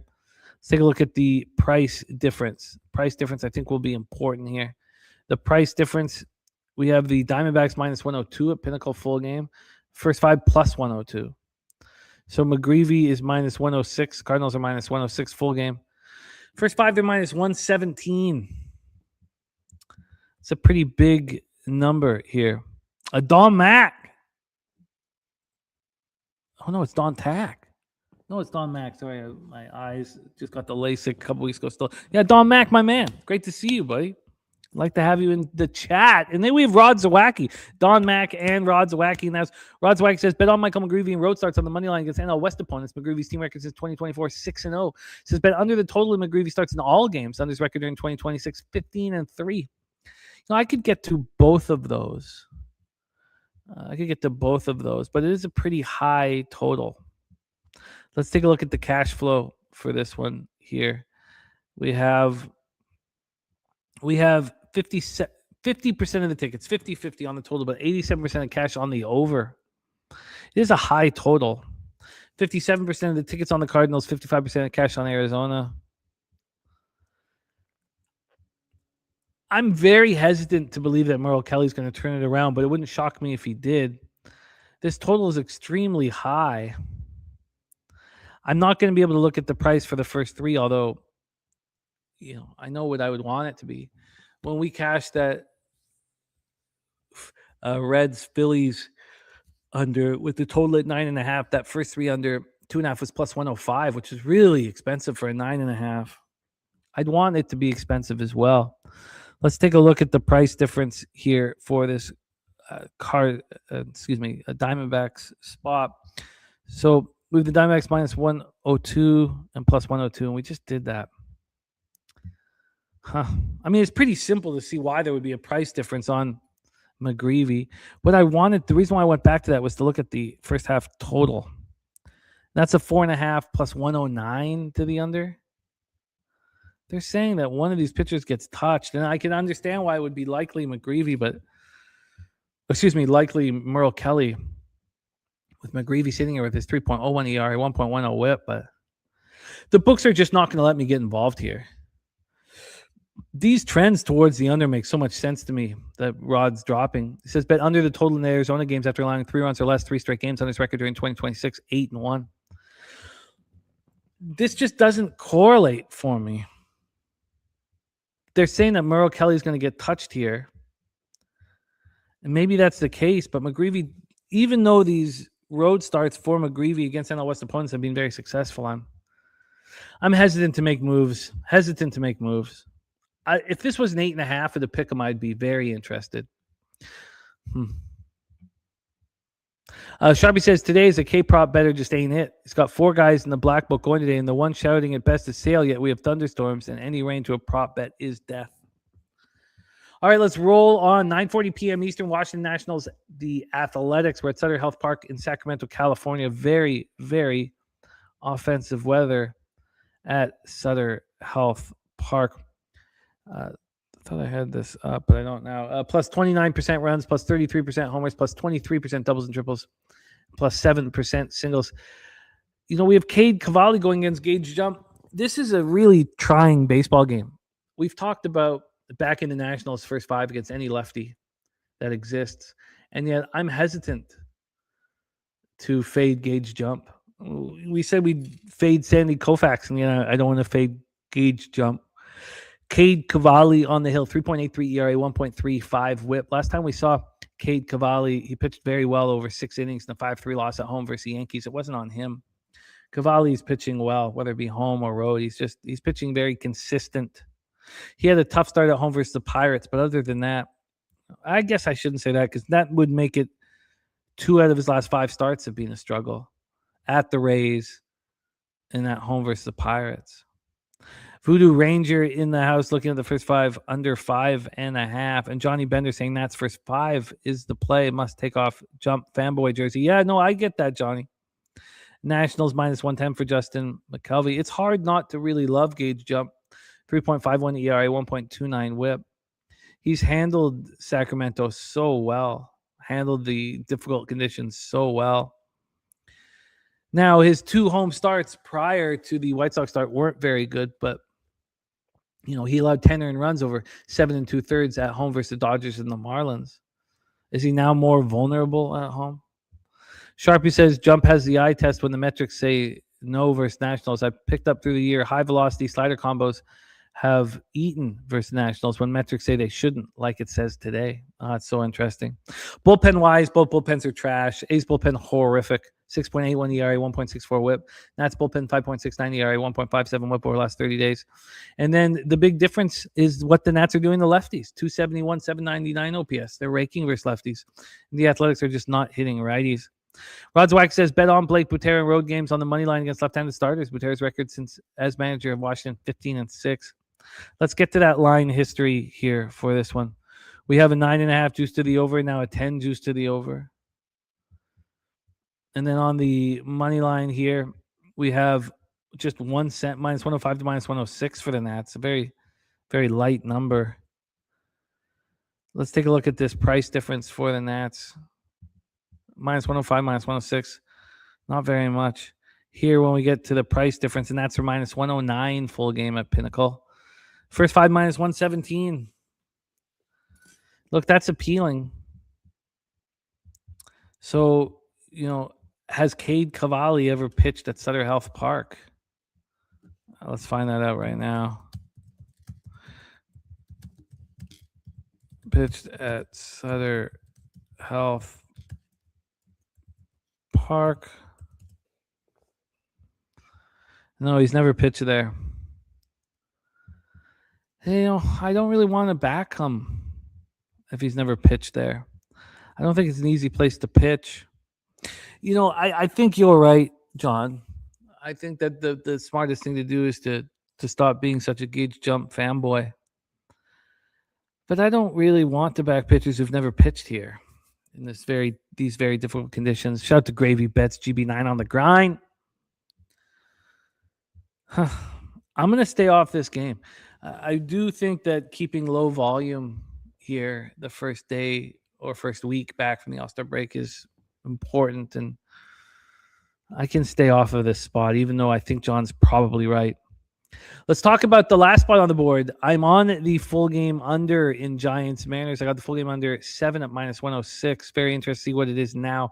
I also like that first 3 under as well. Let's talk about the Giants 41-55, 19-30 on the road. At the Mariners 48-49, 27-20 at home. We're at T-Mobile Park in Seattle, Washington. I do think that the Nats makes a ton of sense. But if Cade Cavalli does get touched up, I think it'd be prudent to realize that it's a tough place to pitch if you've never pitched there before. We'll see how that bangs out. Let's talk Giants, Mariners, T-Mobile. Minus 13% runs, minus 1% homers, minus 23% doubles and triples, minus 7% singles. We have Landon Roop on the hill against Bryce Miller. Roop, his team had lost 11 straight of his starts. Very, very poor. But they won his last start. And it's not on him. He's been pitching pretty well. I think the time off will benefit him a great deal. 11 days of rest here. I think it'll benefit him a great deal. 4.27 ERA, 1.31 whip, and coming off a really strong start and then a break. And he'd been going, every 5 days for a long period of time. Going up against Bryce Miller, missed over a quarter of the season while recovering from the left oblique strain. He was terrible last year, and then he comes into the season halfway through May and just starts delivering. Johnny Bender says sharp money just hammered the Mariners. I look forward to going over that. The first time he got touched up basically all year. I mean, he's been touched up in 2 of his last 3 starts. And he had not allowed more than 2 earned runs in any start all season until these 2 of the last 3. Now, what was the familiarity between these 2 starts is because they were both on the road. One was at the Pirates, one was at the Marlins. So they're on the road against 2 teams hitting righties very hard. When he was at home, the last start, July 2nd, doesn't allow a run over 7 innings, doesn't walk a batter. A lot of love for the Mariners here. Both Justin McKelvey and Jim Dewey are both on the Mariners. Robert Franklin with me on that under 7. Let's talk about the bullpens. They've not been very good. Mariners bullpen with high expectations for, and they've not followed through. 4.40 ERA, 1.26 whip. Giants bullpen 4.58 ERA, 1.25 whip. And when it comes to the sticks, the Giants are hitting much harder than the Mariners. Mariners just being inept offensively. 209, 613 OPS last 30 days, while the Giants versus righties 251, 763 OPS. And you can see this Mariners team just getting worse and worse before the All-Star break. Rod Zwacky says, bet on Seattle in home games on the money line when playing against a team with a losing record in the second half of the season. Seattle's record since 2025, 28-4. Sharpie says, I want this first 5 under, but I think Miller could get got today. Says, why are they offering a 4.5? Yet my full game is 7. Says something ain't adding up. Let's take a look at that line history here. We've had 5 cents of movement towards the Mariners, minus 150 to minus 155. Let's take a look at the total. From a total standpoint, we've had 2 cents of movement to the over. Wow, look at that. That's a big move from where it was. I know it's just 2 cents from the opener, but this has moved 22 cents this morning. Wow. Wow, at 7.16, this under 7 was minus 120. I can't move on the first 3. I can't add that. This is too big of a move. 22 cents and 7.16 in the morning. Damn. It's got to be nice if we were sitting here with a minus 120 to the under, but we are not. Let's take a look at the price difference over at Penny. Damn. That's a big move to the over. Yuck.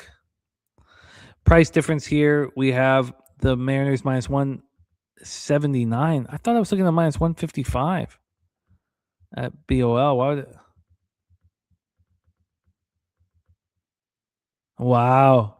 I think that's got to be a stale line at BOL because there's been a massive move, as John Bender was saying, towards the Mariners.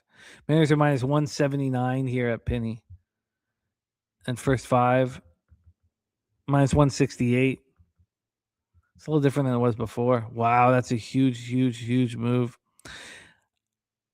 Oh, nice. Godfather celebrating his 28th anniversary at the casino tonight. Says, life can't get much better. Congratulations, Godfather, my man. And yes, hammer Johnny Bender. Wow.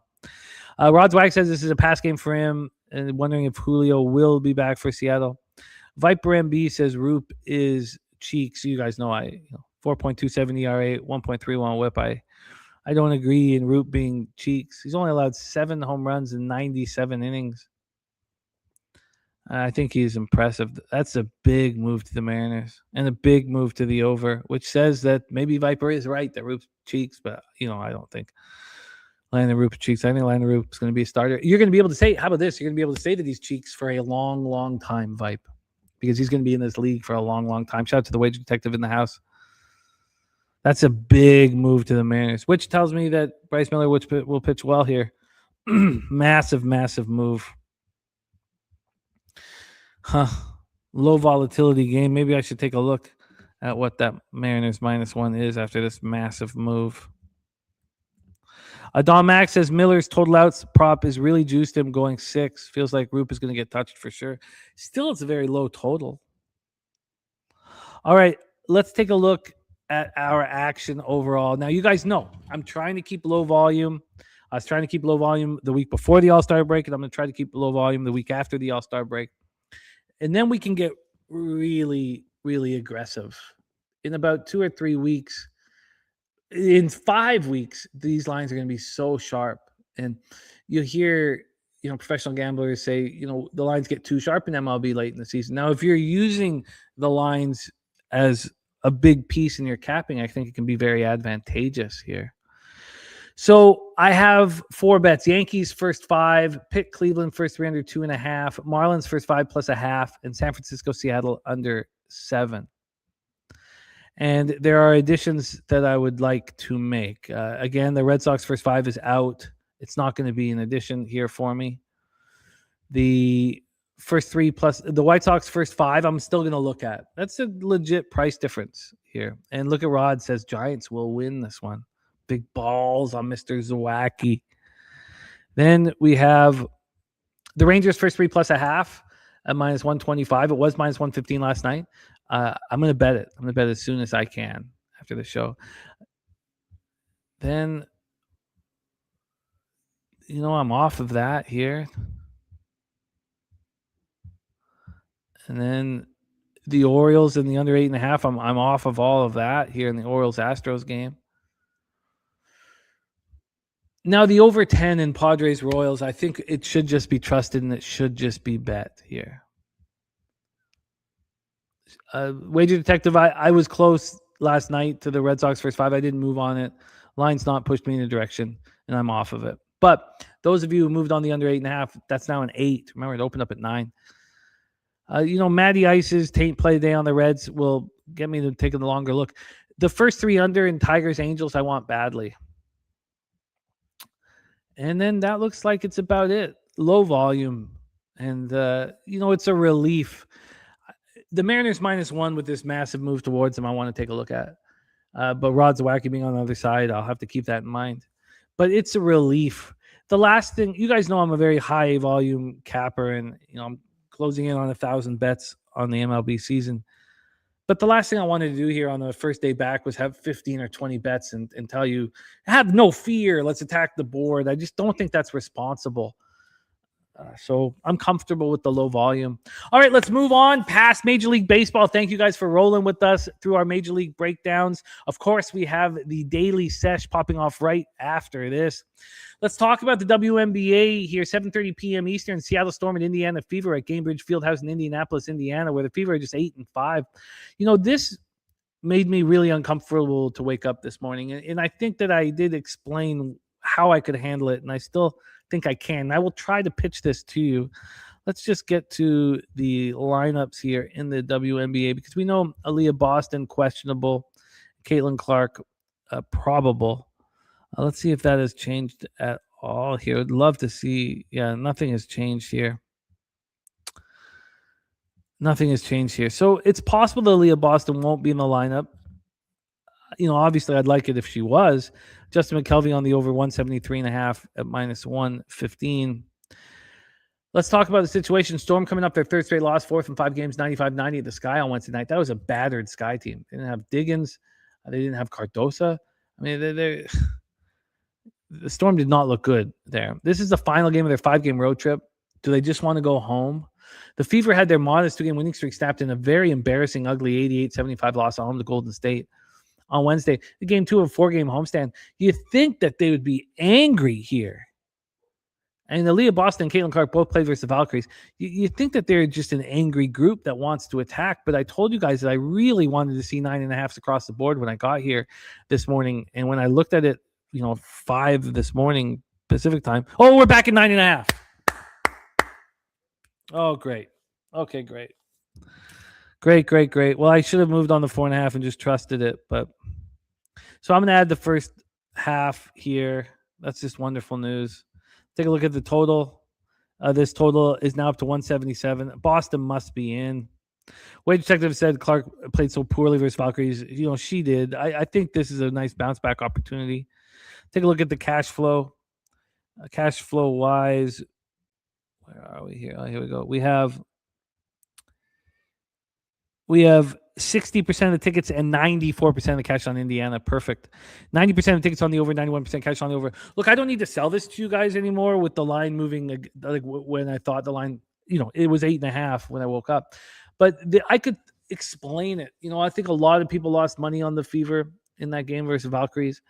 Or people on Golden State were like, look how bad the Fever are. The Fever are 14-10, but they've cost their backers quite a bit of cash.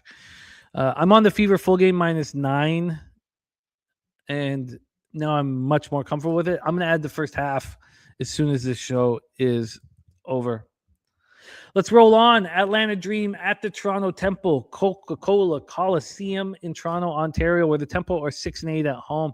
Atlanta comes in off their second win in 3 games, 101-92 at home on Monday. That finished up a disappointing 2-2 homestand.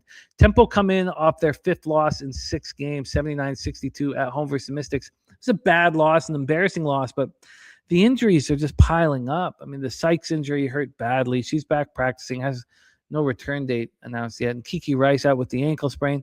But this is the second last game of a long homestand. It's generally a spot where I like to back, a team. Game 8 of a monster 9-game homestand. Atlanta's beaten the Temple in both games this year. They dominated them in Toronto, and then they were dominating them as well on June 22nd. I believe that first quarter was like 30-6, and then Toronto fought back. It's also possible that Breonna Jones will make her long-awaited season debut here. So let's take a look at the line history here for this one. We've seen this total just sit here at 181.5, just a 5-cent move towards the under.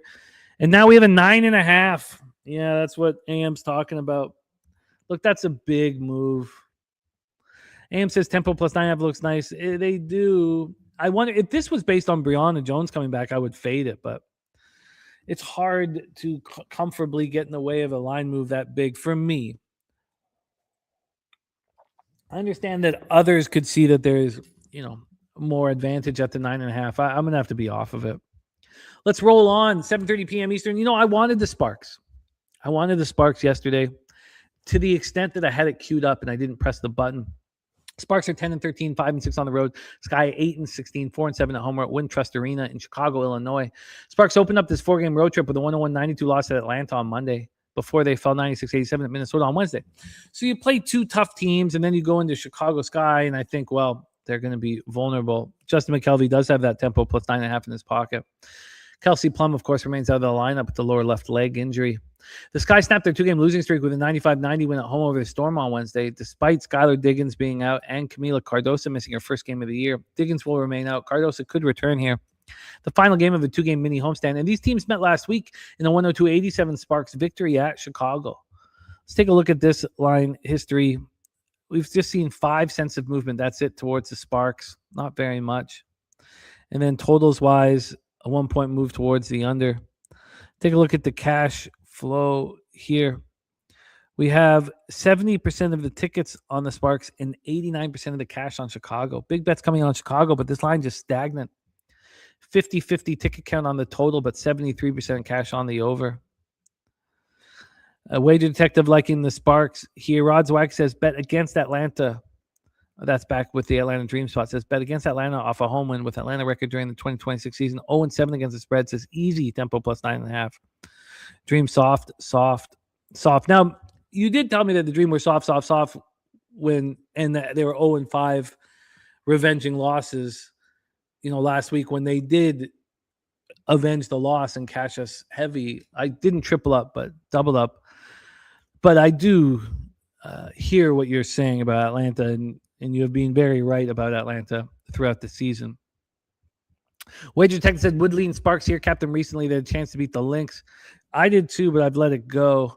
And then David Norris in the house. Great to see you, David. So I'm going to stay off of these 2 spots at this point.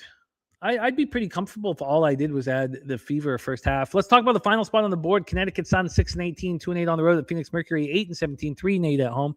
We're at Morgan Matchup Center in Phoenix, Arizona. Shout out to our guy Big O. Big O is moving on a money line parlay for the Fever and the Mercury together. Sun snapped that 2-game losing streak in a 90-87 win at home over Portland Fire on Tuesday. Anissa Moreau has been out of lineup since July 2nd. She's doubtful to return here. Sanaya Rivers missed last 2 games with an ankle injury, and she's listed as probable to return here. That's important. Mercury coming off their 4 straight loss, 104-100 in Minnesota on Monday. Much improved effort after that just appalling 106-58 loss at Vegas on Saturday. Again, look, 30-plus point loss, and they cover the next game. Natasha Mack remains out of the lineup for the Mercury. This is the first meeting between these teams this year. Let's take a look at the line history here. This total sticking at 163.5 and not moving. And then on the spread, we've seen a full point move towards the Connecticut Sun. You know what? Let's take a look at the cash flow. But 71% of the tickets and 83% cash on Connecticut. 1 point move in their direction.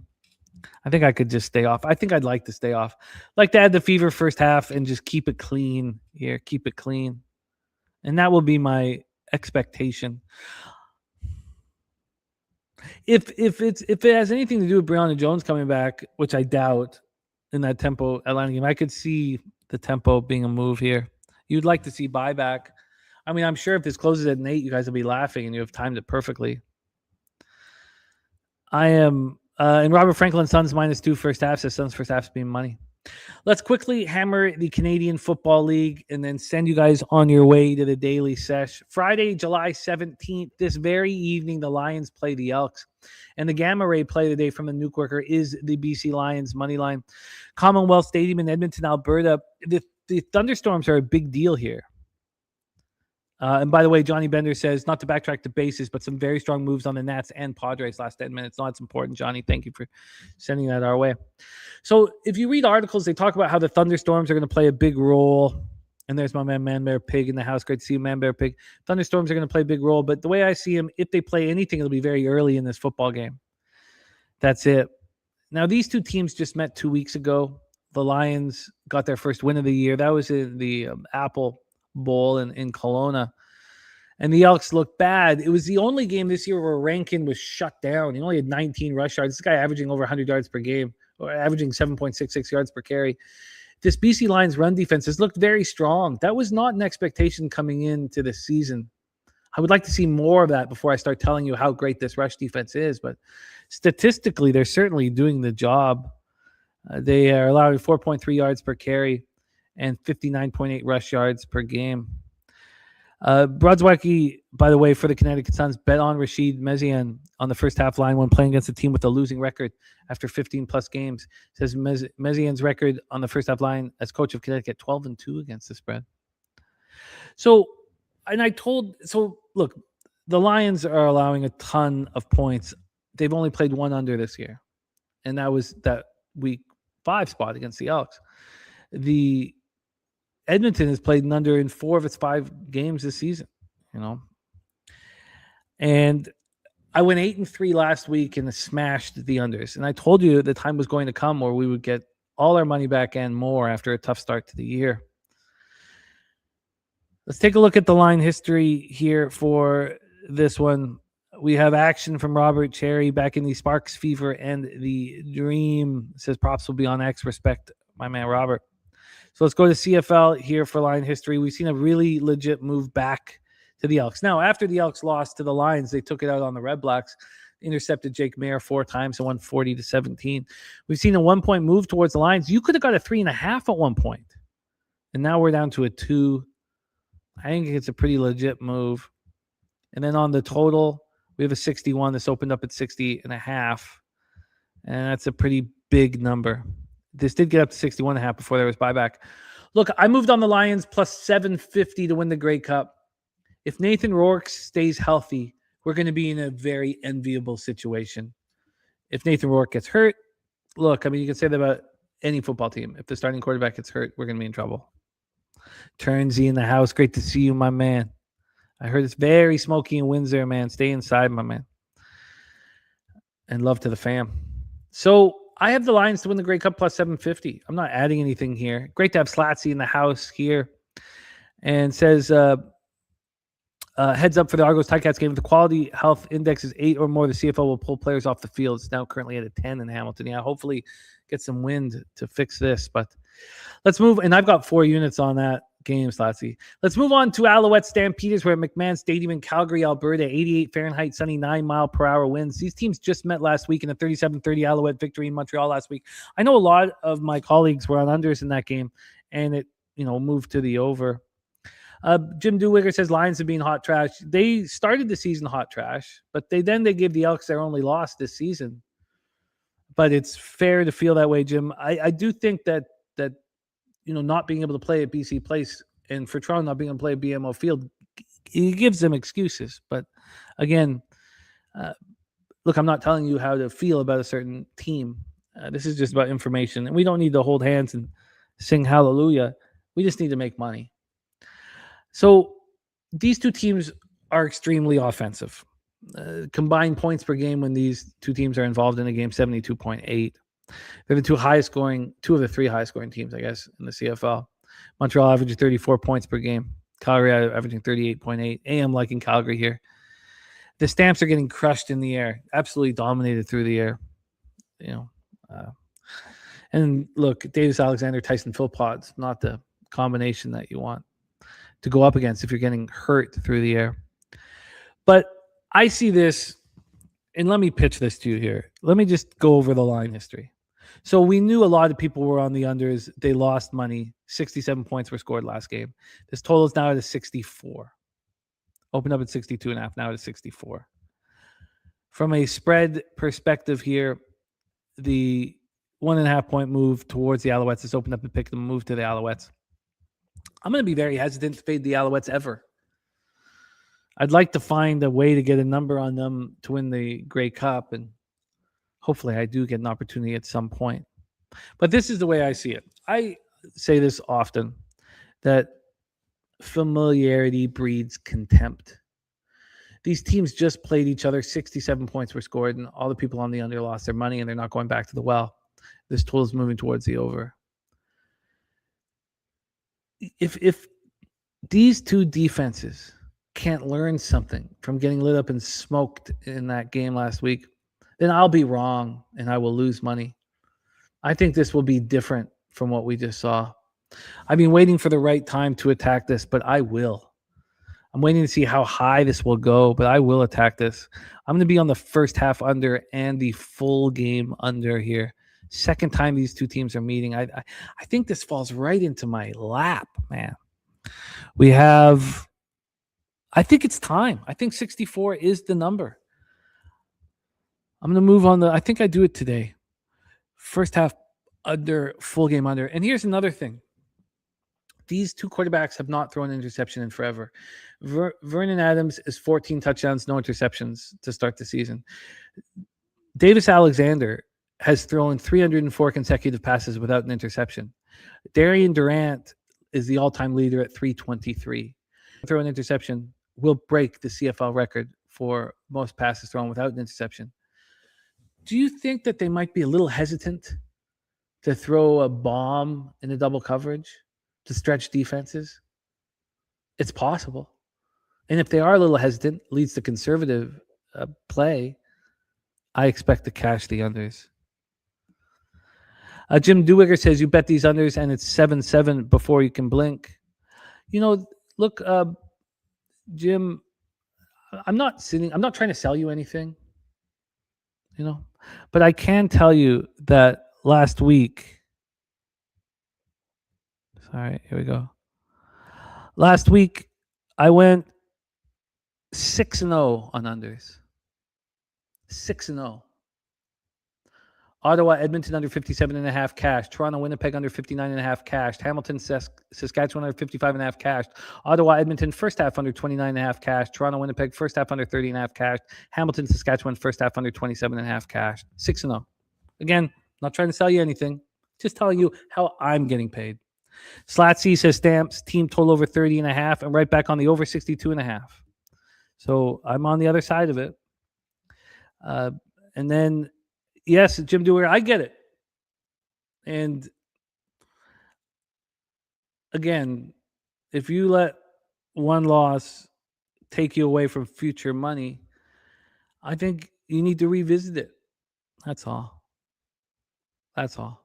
Slatsy, let me copy and paste Slatsy's action. He's got the Stamps team total over 30.5, and he's back on the over 62.5. He's got the Lions plus 3.5. What a beautiful number that is. Bombers, Redblacks under 56.5. And he says he's worrying about Alexander's hamstring. He grabbed at it again last game. Well, I don't want to say I hope he gets hurt, but if he does, that will give us a chance to wait patiently and then get the Alouettes to win the Grey Cup.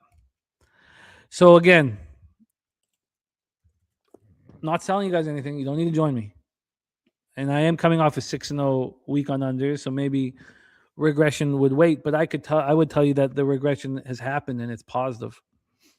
So we have the issue with the weather here in Toronto, Hamilton, but this is just a gift if this game goes. I'm on the under 56.5. I'm on the first half under 27.5. I'm on the Argos double result at minus 130, and I'm on the Argos minus 4.5. The Hamilton Tiger Cats are averaging 10 points per game in the game where Bo Levi Mitchell got hurt in the following game. We assumed that Trey Ford was a suitable, strong backup for these Ticats. It's not the case. And shout out to Dabby Cab in the house. I think it's a great look, Slats. I think that if you want to put a little something in your pocket, I think the Lions at plus 750 will put, again, if Rourke is healthy, put you in a very advantageous situation. Dabby Cab, of course, the daily sesh popping off in 24 minutes. So the way this is here, we'll go over the line history. We have the Argonauts opening up at minus 4.5. They're now a 5.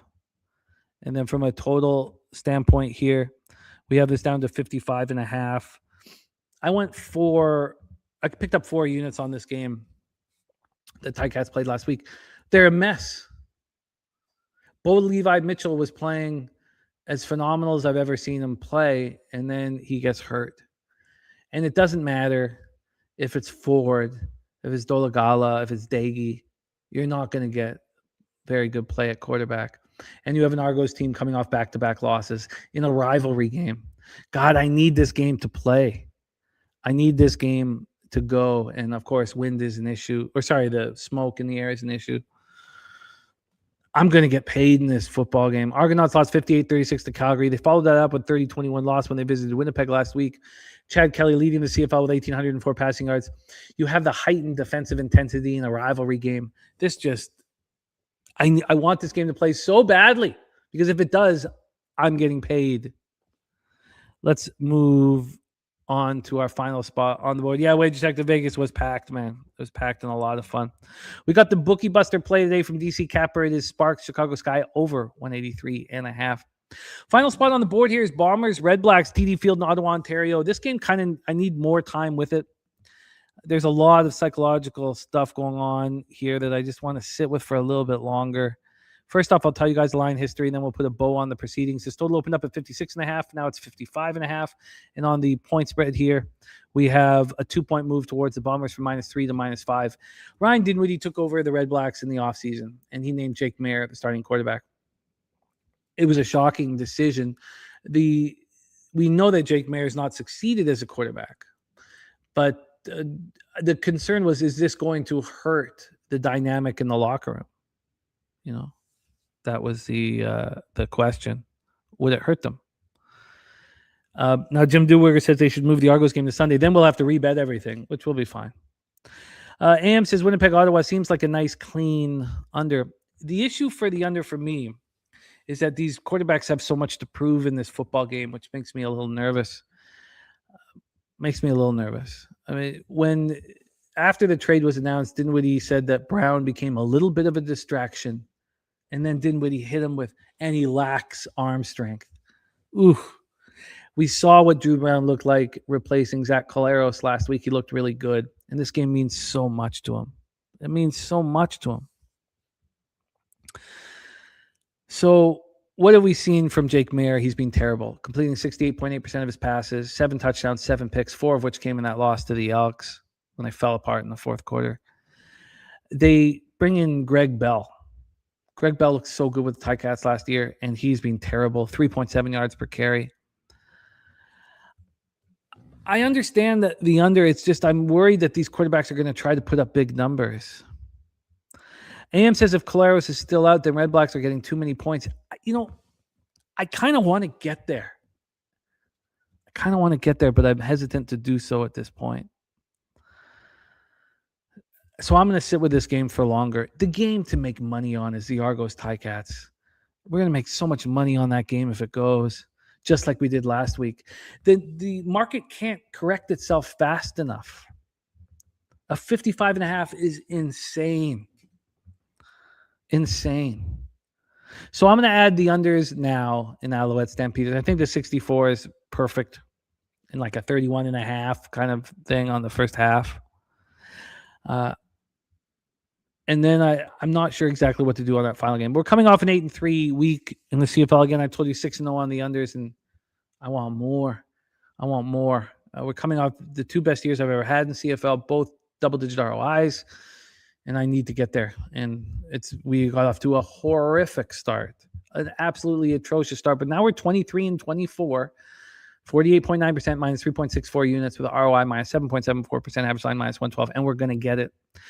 Shout out to our guy Turns. He says playing in the Easter Seals Pro Classic next month with ex-NHL greats like Wendell Clark, Doug Gilmore, and Al Iafrate. Going to be doing some fundraising. Come on down, bring the kids to a great event. Yeah, Turnsy, let us know how we can help support that and promote that. That is our show for today. So I came in with just 9 bets. 4 in MLB, Yankees first 5, Pittsburgh, Cleveland first 3 under 2.5, Marlins first 5 plus half, and San Francisco, Seattle under 7. Then I have the Argos double result, Argos minus 4.5, Toronto, Hamilton first half under 27.5, and full game under 56.5, and the Fever minus 9. I will be making additions right now, and there won't be too many in Major League Baseball. I think that over 10 must be bet in the Royals game. I want the first 3 under 2.5 in the Angels-Tigers game.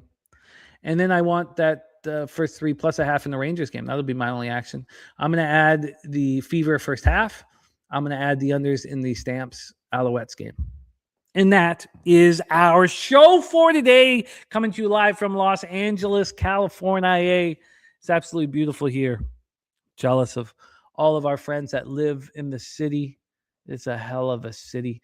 Shout out to our Cali Cappers, Julian Cesario, Ricky Levine, DJ Big Boss, Wham Bam, 30, so many of our friends, Props Profit, so many of our friends out here in Los Angeles, and I'm jealous. Thank you guys so much. Matty Ice says, you're going to the Tigers game tonight. I am not going to the Tigers game tonight. I forget what the plan is tonight. That would be really fun, though. I'm jealous. Thank you guys for joining us. Turnsy, 462 for life, Matty Ice, Slatsy, the New Worker AM. Speaking of which, let's talk about our specialty plays of the day. Stacks play of the day, number 1, Twins, Cubs over 10.5. Number 2, Altuve over 1.5 hits, runs, and RBIs. Gamma Ray play of the day, the BC Lions. Free bands play of the day, the Cardinals. Flank Steak play of the day, the New York. Oh, no audio. Okay.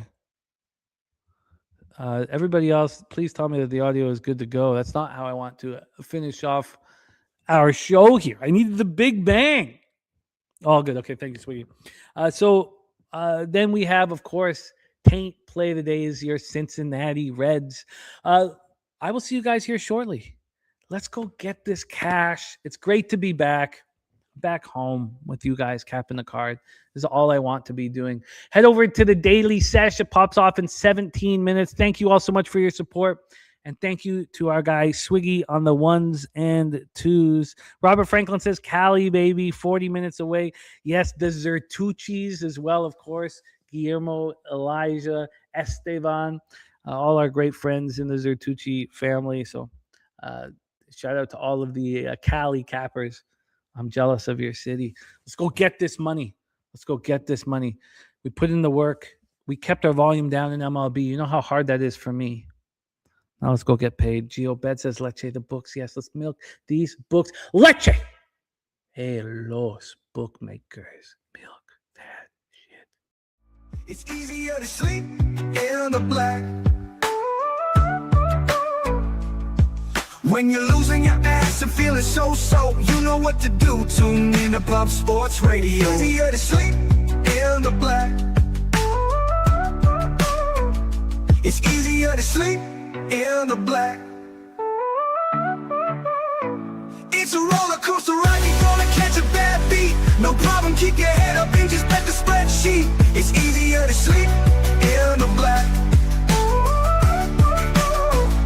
It's easier to sleep in the black. All thanks to Jeff Slaughter, these shows have our backs. POD's always rolling, especially the stats. Easier to sleep in the black.